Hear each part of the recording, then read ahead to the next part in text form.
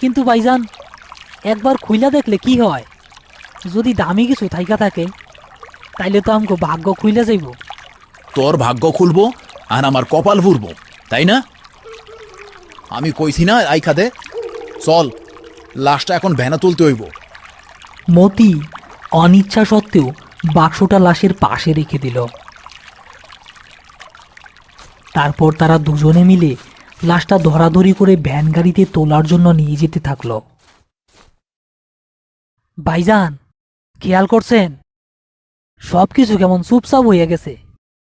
ব্যাং, ঝিঝি পোকার ডাক, এমনকি এমনকি পানির আওয়াজটুকু চুপ হইয়া গেছে। রাইতের বেলা নদীর ধারে এমনই হয়। ভয় পাইস না, আমি তো আছি। চল, তাড়াতাড়ি পা চালা।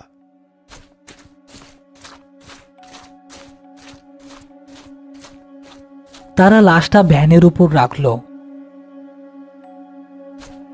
শাহাবুদ্দিন ভ্যানের সামনে গিয়ে ভ্যানের হ্যান্ডেলটা ধরে সামনের দিকে টানতে লাগলো, কিন্তু ভ্যান এগোচ্ছে না। মতি ভ্যানের পেছনেই দাঁড়িয়েছিল। হঠাৎ সে দেখল যে বাক্সটা সে লাশের পাশে রেখেছিল সেটা এখন আর সেখানে নেই।